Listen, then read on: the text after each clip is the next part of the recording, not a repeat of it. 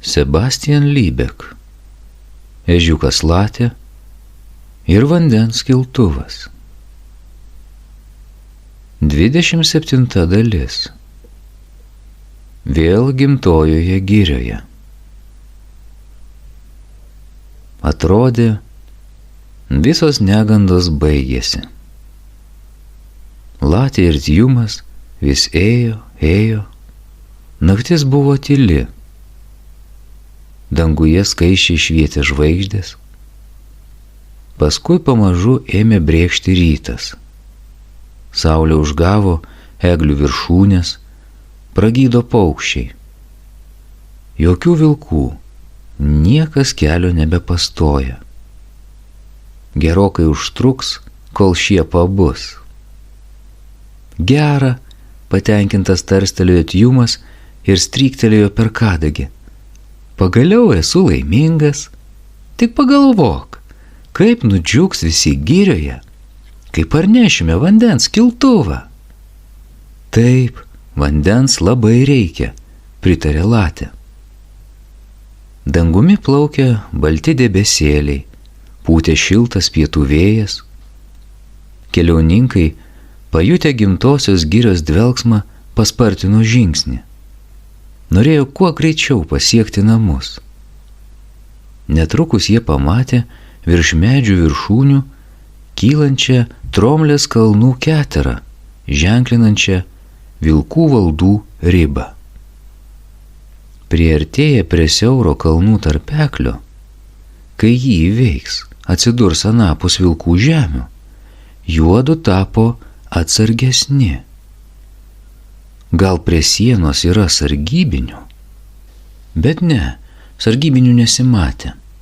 Netrukdami jie perėjo upę ir tarpeklių tarp aukštų uolų pradėjo kilti į kalną.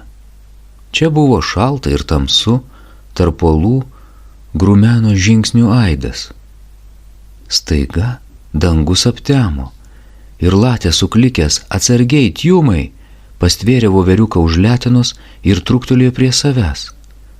Ta akimirka pasigirdo kurtinantis trenksmas ir tarpeklyje pakilo tirštas dulkių debesis. Kas tai? Kas tai? Išsigandęs rėkė Tjumas. Jo akis buvo pilnos smėlio, jis nieko nematė. Bet atsako nesulaukė.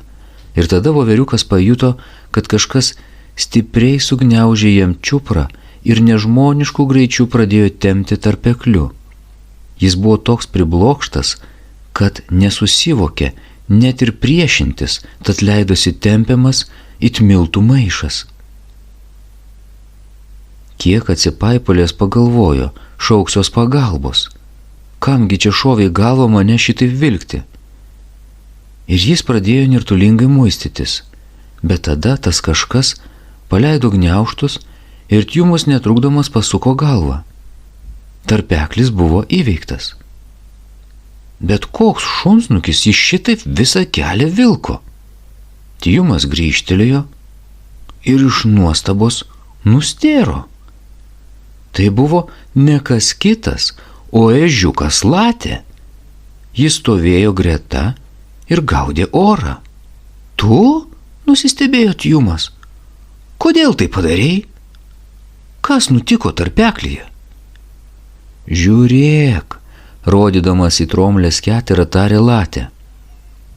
Pasisukęs Tjumas pamatė virš uolos kyšant vilko galvą. Jis vedžiojo akimis išilgai tarpeklio ir stengėsi kažką įžiūrėti. Tarpeklyje, iš kurio juodu ką tik išsprūko, užtvėręs kelią, stirksojo milžiniškas uolos luistas. Numykė Tjumas. Ten ant kalno vilkai? Tikėjosi, kad tas uolos luistas sutrins mus į miltus. Taigi, tarstelėjo Latė, nuo snukučio braukdamas dulkes. Laimė, kaip tik tada, kai luistas atitrūko nuo tarpeklio krašto, pakėliau akis. Tad spėjau atšokti šalį ir dar tave drauge nutempti. Tad lėkiau, kol dar kokia atplaiša nenusirito ant galvų. Po paraliais, išsprūdo Tjumui, liūdnai galėjo baigtis, o aš jau buvau įtikėjęs, kad visos negandos baigėsi. Bet pažiūrėk, štai ten, pridūrė, pažiūrėk, koks juodas ir baisus debesis kybo virš mūsų girios. Nepanašu į įprastinį lietaus debesį. Pabaiga. 28 dalis. Keistas debesis. Bičiuliai laimingai pasiekė gimtąją girią. Kai išgąstis atslūgo, juodu toliau leidosi į kelią. Nuogastaudami, vis sekė akimis voveriuko Tjumo pastebėtą juodąjį debesį. Tai buvo labai keistas debesis. Tik pažiūrėk, kaip jis sukuriuoja ir verpetuoja, tarė Tjumas. Tarsi skruzdės ropinėtų. Jis juda labai greitai, atitarė Latė. Manau, tai ciklonas. Kas? Nepatikliai žvelgdamas į Latę paklausė Tjumas. Ciklonas. Kas tai yra? Ciklonas tai labai grėsmingas sūkurys, tarė Latė. Jis verpetuoja, verpetuoja, verpetuoja, taip neapsakomai stipriai, kad atplėšia nuo žemės visus daiktus, pakelia į orą ir blaško ir virsta juodu debesiu. Kartą, kai dar buvau labai mažas, mačiau jį, bet iš toli.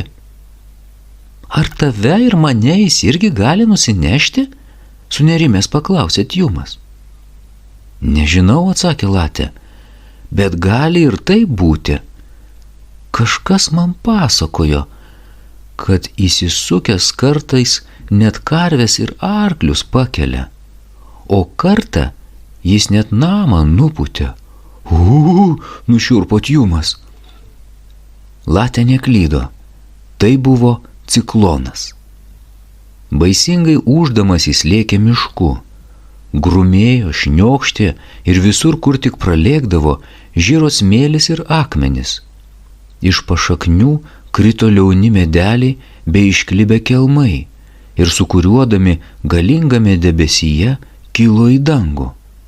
Braškėjo ir rypavo didžiosios pušys, o nuo perdžiavusios žemės, lyg kas su milžiniška šluota būtų perėjęs, nužiro visi lyg vieno lapai ir spygliai.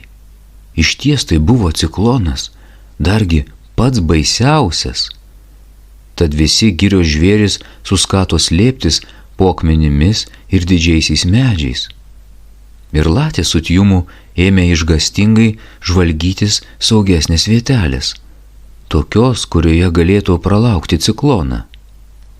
O šis grėsmingai vis artėjo, taikydamas kaip tik ten, kur juodu stovėjo. Artėjant baisingam ūžesiui virpėjo oras. Žiūrėk, ten išvirtusi eglė, suriko Tjumas, eime, palysime po ją. Ieškodami priebėgos juodu palindo po storų kamienų, prigludo prie žemės ir laukė. Ilgai laukti neteko. Netrukus vėjyje, o jis siautė vis grėsmingiau, pradėjo plaktis eglių kankorėžiai ir šakos.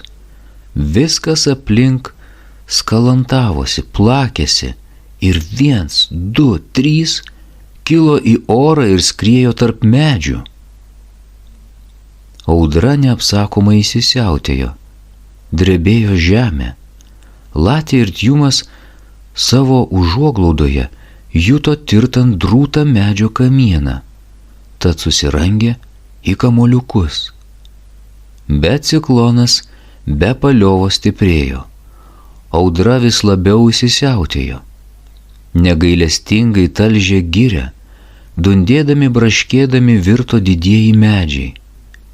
Per visą girią ritosi toks trenksmas, kad atrodė, pasaulis subirės į šipulius. O tada Latė ir Tjumas pajuto savo medį judant.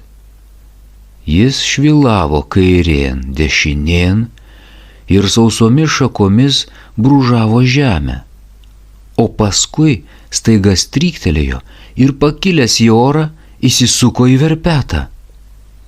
Kuprinė! Sukliko Latė ir jo paklaikęs balsas skambėjo taip raižiai, kad nustelbė ciklono griausmą. Pabaiga.